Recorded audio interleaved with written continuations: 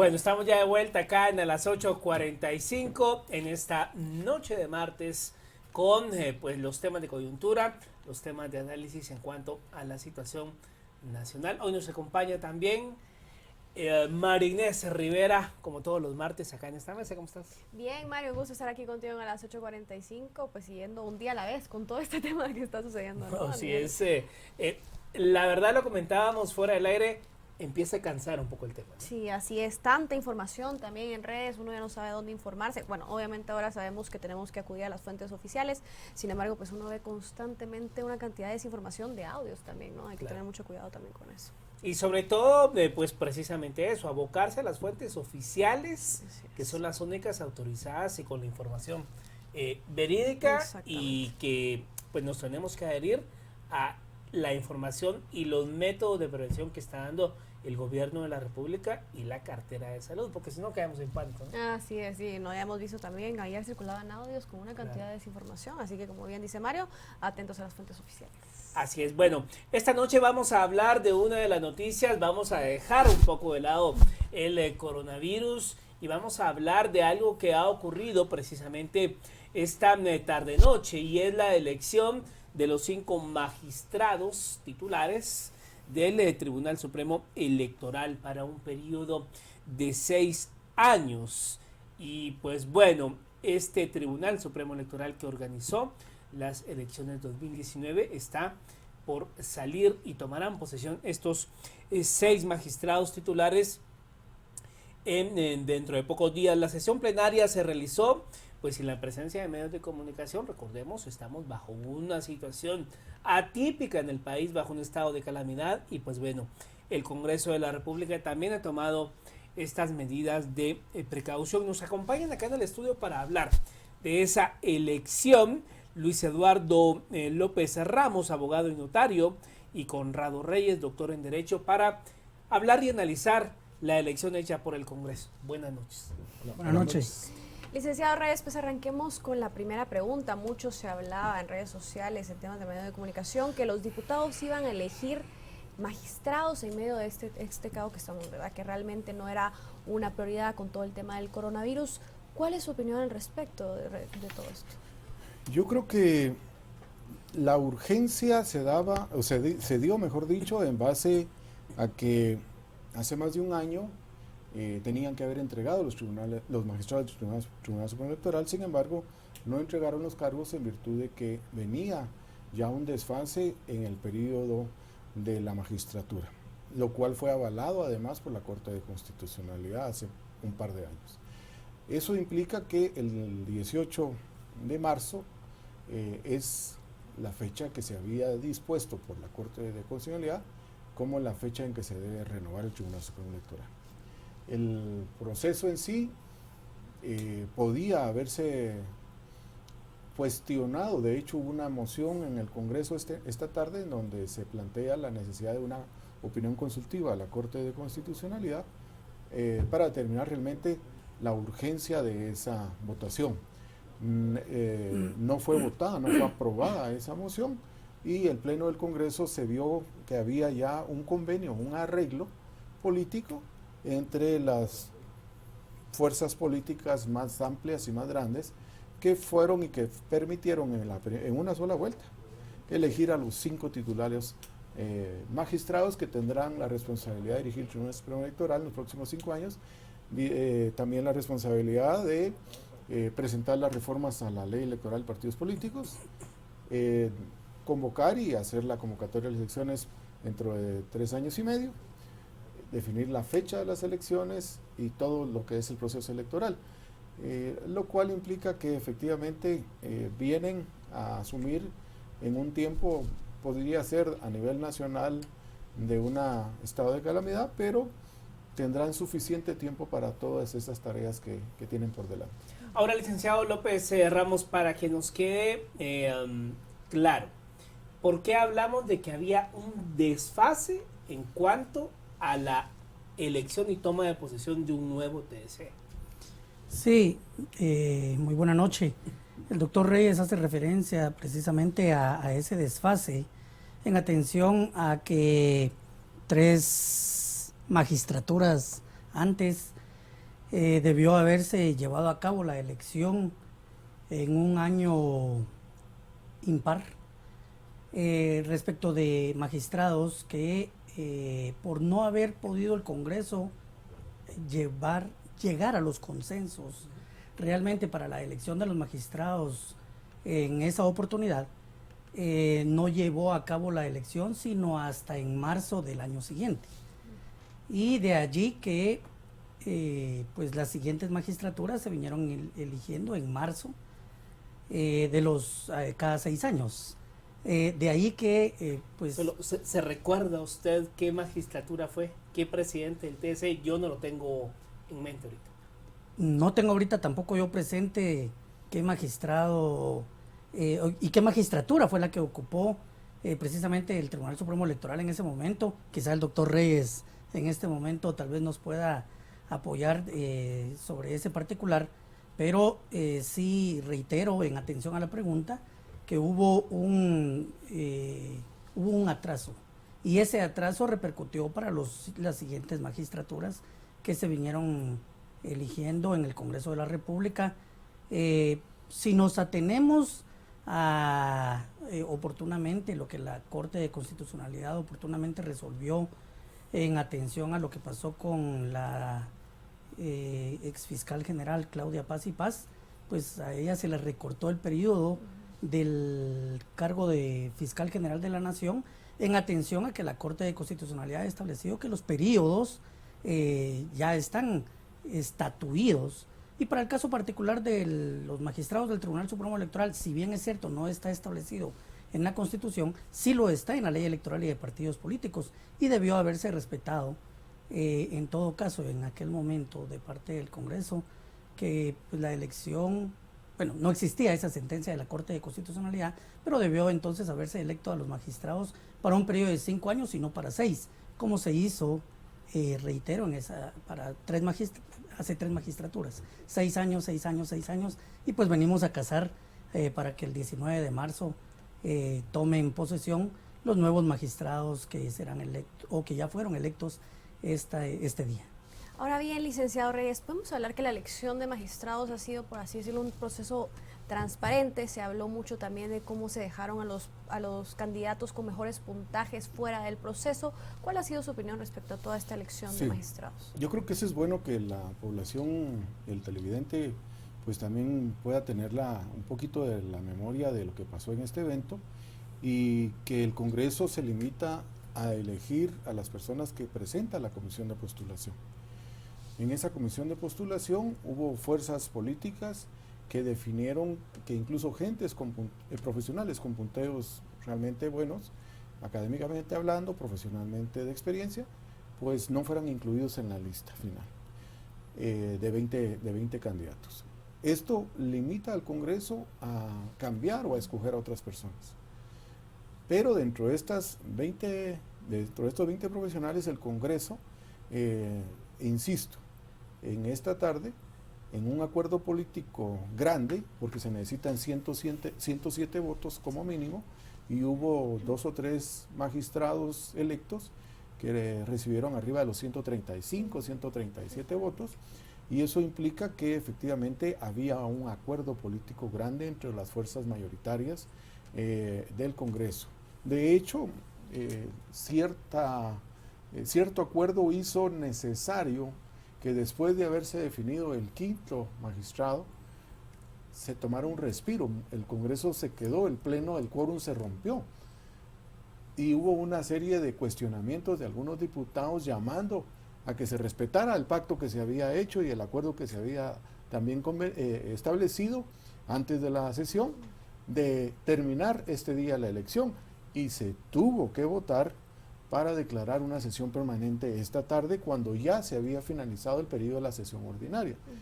O sea, todo esto el guatemalteco lo tiene que ver y entender como que se deriva o se hace dentro del juego político del Congreso, en donde los grandes sectores políticos, económicos, sociales, ideológicos, pues definen a 5 candidatos en esa lista de 20, y posteriormente los apoyan para que 5 de ellos sean titulares y 5 de ellos sean suplentes.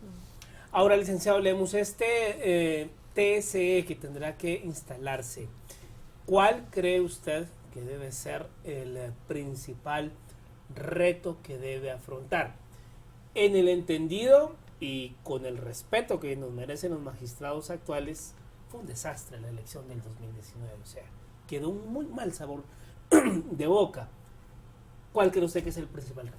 Hablamos de las elecciones generales, ¿verdad? Generales. Del año 2019, realizadas por parte del pueblo en atención al llamado que constitucionalmente estamos todos obligados a acudir para llevar a cabo la elección. Sí, creo que el mayor reto por parte de los magistrados del Tribunal Supremo Electoral que hoy resultaron electos, dicho sea de paso, y aquí hago un paréntesis, se eligió tanto a los magistrados titulares como a los magistrados suplentes.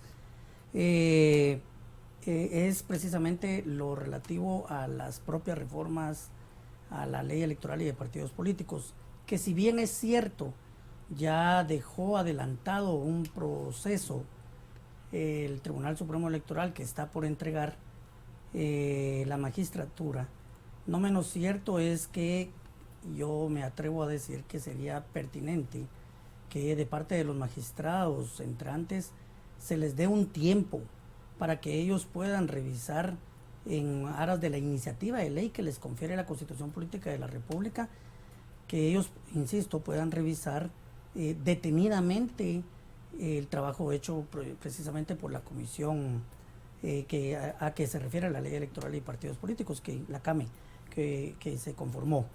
Diría yo que por aparte habrá que revisar por parte de los propios magistrados del Tribunal Supremo Electoral mucho acerca de jurisprudencia electoral. Yo creo que a eso se debe mucho la arbitrariedad con la que resolvieron los actuales magistrados del Tribunal Supremo Electoral y por lo mismo en atención a ello la experiencia de los procesos anteriores, creo que va a ser necesario que ellos lo revisen y en atención a ello que no existan los errores que se dieron en el último proceso electoral. Ahora bien, licenciado Reyes, me llama mucho la atención porque como usted decía, claramente había un consenso dentro del Congreso de la República, pero para elegir pues, a estos magistrados. Pero, ¿qué factores influyen en los diputados al momento de elegir, por ejemplo, quiénes conformarán los siguientes magistrados del Tribunal Supremo Electoral? Muy buena pregunta. Empecemos con que lamentablemente en la historia jurídica del país no existe una carrera del derecho electoral, para empezar. De hecho, no hay ni una maestría, ni hay ningún grado de especialización para nosotros los profesionales del derecho. Entonces, lo que se ha acostumbrado a hacer es que magistrados o exmagistrados de salas de apelaciones o de Corte Suprema de Justicia son tomados en cuenta para esos cargos. Sin embargo, en esta elección llama poderosamente la atención que dos de los titulares, por lo menos, hicieron política partidista desde hace muchos años. Hay una abogada que tiene una carrera muy grande y que fue alcaldesa incluso en el interior, en el municipio de Escuintla, con un partido de extrema derecha, y posteriormente en las pasadas elecciones del 2019 llegó a ser incluso candidata de vicepresidencial del partido Creo. O sea, así es de... Prosperidad Ciudadana. Prosperidad Ciudadana. Perdón, Prosperidad Ciudadana, que por cierto, Sí. quedaron inhabilitados para participar en la elección a última hora. Unas 2 semanas antes de la elección se les deja fuera de la contienda. Los otros magistrados del Tribunal Supremo Electoral que van a tomar posesión tienen un récord de haber sido electos por las fuerzas políticas más o menos del 2015-2016 en la Corte Suprema de Justicia. 2016, uno, 2008, el otro. Lo cual también implica, bueno, el guatemalteco ahora en internet puede buscar por nombre y apellido y ver el historial político de cada uno de ellos. Eso, considero, responde a la inquietud de muchos guatemaltecos. Bueno, ¿y por qué ellos y cuáles son las fuerzas políticas o los convenios políticos? Pues realmente es de ver un poquito el historial y el recorrido, porque ninguno proviene de una labor eminentemente académica, más sí fuertemente de actividades políticas partidistas. Y de ahí entonces que dentro del seno de ciertas organizaciones políticas, supongo, han bregado y han realizado labor que genera en ese partido político, en ese liderazgo político, algún nivel de confianza, diría yo, para que las reglas electorales que vivimos y que lamentamos, como bien decía Mario, en un desastre de elecciones en 2019, pues puedan ser un poco más a conveniencia o de beneficio a ciertos partidos políticos, lo cual sí definitivamente evidencia que tendrán un reto por delante, especialmente los titulares, y eso también hay que aclarar. La responsabilidad directa y principal de los procesos electorales es de magistrados titulares. Sin embargo, los magistrados suplentes también pueden tener responsabilidad por acción o por omisión, porque son funcionarios públicos y tenían la obligación de velar por un proceso transparente, porque no hubiera una intromisión o una manipulación del sistema informático, etcétera, etcétera. Bastará ahora realmente también que como consecuencia de esa sustitución que se tiene que hacer el día de mañana con la juramentación y toma de posesión, esperar a ver qué acciones toma el Ministerio Público derivado de ese proceso fraudulento, como bien lo dice Mario, y complicado de las pasadas elecciones, cuando ya los que serán ex magistrados a partir de mañana queden sin inmunidad del derecho a antejuicio. Ahora bien, el licenciado Lemus, esta nueva magistratura del TSE, ¿qué pasa con los procesos de algunos partidos políticos que se activó el mecanismo para su cancelación? Sobre todo hay mucha expectativa por el tema de la Unidad Nacional de la Esperanza. ¿Falta algún proceso, paso, recurso que tenga que conocer este nuevo TSE, o ya el caso está como para pasarlo a otra instancia si quisiera apelar la UNE? Entiendo que el registro de ciudadanos fue quien ya inició un proceso de cancelación, mejor dicho, ya emitió una resolución de cancelación respecto del partido. Sin embargo, pues lógicamente dentro del propio de la institución, del propio Tribunal Supremo Electoral, pues lógicamente procede la interposición del medio de impugnación correspondiente, que entiendo es uno de los aspectos que precisamente la UNE está o ya hizo uso del medio de impugnación a que se refiere la ley electoral, y pues lógicamente oportunamente el Tribunal Supremo Electoral saliente, si no dejó resuelto lo relativo al medio de impugnación presentado, pues lógicamente corresponderá a los magistrados entrantes conocer de este medio de impugnación, de modo que sí, van a ser estos magistrados del Tribunal Supremo Electoral a quienes les va a corresponder esa gran brasa, por así decirlo, en atención a que, entiendo, el proceso de cancelación deriva de una norma que no estaba vigente y que es precisamente la que se utilizó, entiendo, para que el registrador de ciudadanos dispusiera la cancelación del partido UNE. Entiendo incluso que la persecución penal de quien era su secretaria general deriva de una norma que no estaba vigente precisamente en el momento en el que da pie el inicio del proceso de cancelación por parte de del registrador de ciudadanos con respecto de la Unidad Nacional de la Esperanza e insisto sobre la ex secretaria general o secretaria general, mejor dicho, del Partido Unidad Nacional de la Esperanza. Ahora, licenciado Reyes, como bien decía Mario, pues el proceso electoral 2019 fue un proceso bastante cuestionado. El actuar de los magistrados del Tribunal Supremo Electoral también lo fue. ¿Existirá alguna responsabilidad legal de los magistrados salientes, así como usted decía que ahorita en este momento pues van a dejar de tener inmunidad, por ejemplo? Sí, definitivamente esa es función del Ministerio Público. Ellos, recordemos, Ministerio Público específicamente, por medio de la Fiscalía de Delitos Electorales, planteó una acción para levantar esa inmunidad, ese privilegio de inmunidad que tenía. Cuando viene en el proceso de antejuicio la Corte Suprema de Justicia y declara que no prospera el levantar la inmunidad, no quiere decir que no hayan hechos delictivos. Quiere decir que el Ministerio Público en ese momento, en esa etapa, está limitado a investigar más a fondo el actuar de cada una de las personas que ocuparon o ocupan ese cargo. Cuando estas personas quedan sin inmunidad, automáticamente corresponde al Ministerio Público investigar a fondo el actuar y la responsabilidad individual. Acordémonos el caso, por ejemplo, de Roxana Valdetti y de Otto Pérez. Fue hasta que ellos entregan el cargo que empieza el Ministerio Público y pide las órdenes de aprehensión y van a la cárcel. Pues igual en este caso, una vez ya no se goza el derecho de inmunidad, el Ministerio Público debe, no puede, debe profundizar en las investigaciones y deducir responsabilidades. Hay creo que 2 o 3 funcionarios del ingeniero informática y un par de personas más que todavía están sometidas a proceso penal. Incluso se habló en un momento determinado de la posibilidad de una colaboración eficaz de algunos de ellos para evidenciar y proporcionar información de cómo y quién había dado las órdenes de esas alteraciones en el sistema informático.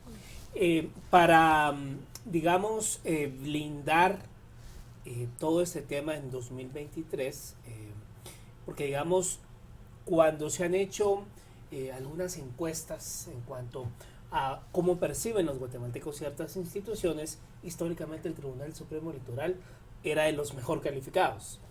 Lamentablemente, después de este evento del 2019, pareciera que la imagen que tenía el TSE se vino por los suelos. La magistrada Mijangos el otro día acá nos decía que ella reconocía ese desgaste, pero que a este tribunal le tocó organizar cosas o eventos electorales bajo circunstancias atípicas, y mencionaba ella la elección del 2015 cuando Otto Pérez renuncia a pocas horas de ir a las urnas.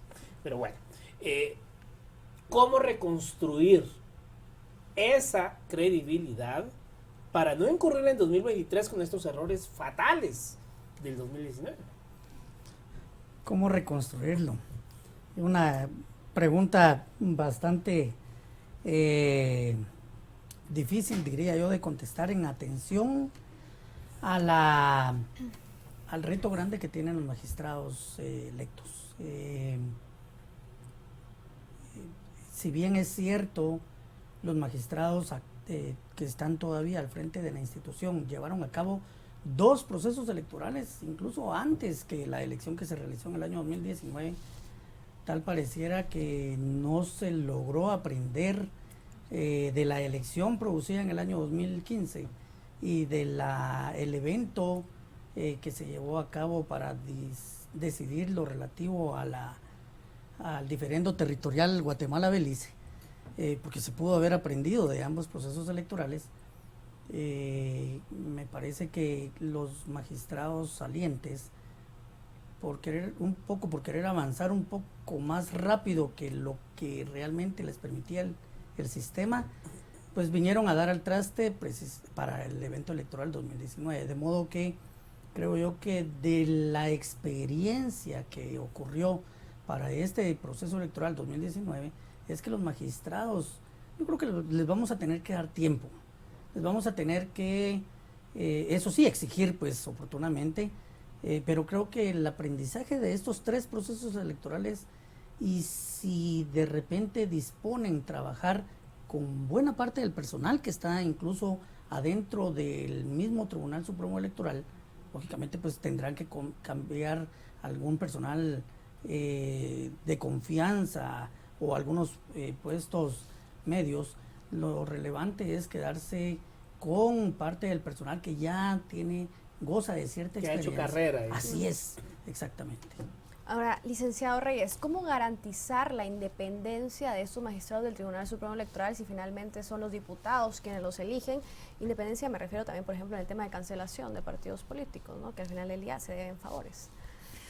Sí, yo veo difícil que, retomando el tema, que pudieran llegarse a pronunciar una cancelación de los partidos políticos que, como usted bien dice, pues hoy por hoy los llevan a la magistratura. Primero porque la Corte de Constitucionalidad fue la que dio, por así decirlo, la protección al advertir que supuestamente el delito de financiamiento electoral ilícito no estaba vigente cuando se cometieron los hechos. Entonces el registrador de ciudadanos puede decir, pudo haber dicho algo para mantener una imagen o para separarse de una corriente política, pero él sabe que esa resolución, si se confronta con la resolución de la Corte de Constitucionalidad, pues no va a tener respaldo. Y creo que así están el resto de otros partidos que estaban en la línea o en la posibilidad de cancelación. Yo creo que en todo caso los nuevos magistrados sí van a tener tiempo para separarse de esos vínculos políticos, pero lo pueden todavía fortalecer más en las propuestas que envíen al Congreso de la República para las reformas a la ley electoral de partidos políticos. Ese va a ser para mí el termómetro en donde el ciudadano va a poder percibir, a poder verificar qué tanta independencia van a tener de cara al próximo proceso electoral dentro de 3 años y medio. Si eso no se logra, pues definitivamente va a ser complicado. Las corrientes y los grupos políticos, así como en los últimos 20 años, van a ser los mismos. Los candidatos, algunos, la mayoría, diría yo, los primeros 6, 7 candidatos que salieron en la última elección van a ser los mismos, y podrían, incluso uno que ya ha renunciado a un partido, podría estar ya haciendo todo lo necesario para llenar la vacante de alguna otra organización política, porque al final de cuentas también el problema que tenemos es que en la población no tenemos conciencia política y participación ciudadana para eventos políticos.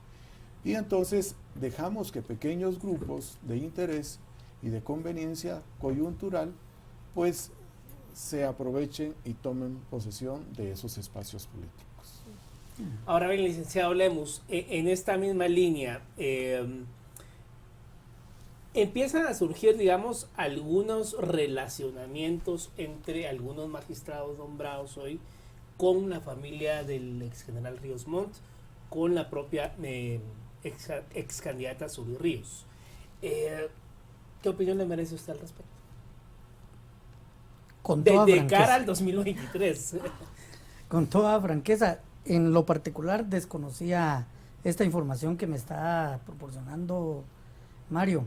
Yo, sin embargo, me atrevo a creer y me atrevo a asegurar y aseverar que los magistrados que fueron electos por el Congreso de la República van a llegar a realizar un trabajo independiente y con total, haciendo uso de la balanza, por así decirlo, con total, diría, independencia, ¿sí? Y por lo mismo, no creería que vaya a haber de ninguna manera, más allá del derecho propiamente dicho, en todo caso, ellos van a tener que resolver aspectos como este que usted señala, en la eventualidad que la señora Zuly Maite Ríos Sosa vuelva a ser candidata a la presidencia o a diputada o al puesto que fuere. Pero creo que estamos elucubrando en este momento, en ese sentido, si va a hacerlo o no. Creería yo más que todo que lo que va a haber de parte de ellos es pura independencia respecto del actuar que toda la ciudadanía está esperando. Ahora, sí, licenciado. Con el mismo tema, yo creo que diferente a lo que le comentan a Mario, más se pensaría en una estructura de personas que han sido o han obtenido un privilegio de otro partido. Sin embargo, hubieran sido estos 5 titulares y 5 suplentes u otros, si algo no debemos de perder de vista es la sentencia de la Corte de Constitucionalidad en la recién revocatoria de su inscripción en el 2019. Recordemos que la misma candidata fue y dijo que había planteado una acción ante la Corte Interamericana de Derechos Humanos, y eso no sabemos si se va a resolver entre 1 año, entre 2 o antes del próximo evento electoral. Además que no sabemos si ella misma va a competir o no como candidata presidencial. Entonces, yo sí confiaría en darles un espacio de beneficio de la duda a estos profesionales, insisto, principalmente porque algunos sí provienen de las magistraturas, especialmente de Corte Suprema de Justicia, y conocen como jueces la obligatoriedad y la responsabilidad de la imparcialidad al resolver los casos. Si ellos no cumplen con esa función, también saben y están conscientes de que podrían enfrentar la deducción de responsabilidades correspondientes. Entonces, yo creería que más es fácil vincular a varios a la organización política más representativa o con más curules hoy en el Congreso. ¿Por qué? Por una simple matemática. Si se necesitan 107 votos y este partido aporta 51 votos, si no tiene un candidato o una persona de esa lista de 20, esos 51 votos, es imposible que lo elija. Entonces, hay que decirle al guatemalteco que la matemática es una ciencia exacta y efectivamente nadie en esa lista pudo haber llegado a la magistratura titular y suplente sin esos 51 votos.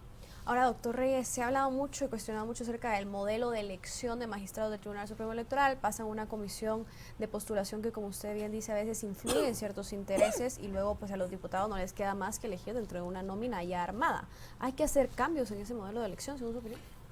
Tenemos una gran limitante y es la Constitución Política de la República. Para todas las comisiones de postulación, para Fiscal General, para Corte Suprema, Salas de Apelación, etcétera, y Tribunal Supremo Electoral, Contralor de Cuentas, la Constitución es el parámetro. Se habla bastante de fortalecer y mejorar los mecanismos que regula la ley de comisiones de postulación. Y es ahí entonces en donde los guatemaltecos, los sectores académicos, los sectores realmente de representación de un derecho y de una posibilidad de representación de la ciudadanía honrada y no de intereses de grupo, podrían colaborar en mejorar esos procedimientos dentro de las comisiones de postulación. Por ejemplo, en algunas comisiones de postulación, mejor dicho casi que en todas, la preside un rector de alguna universidad.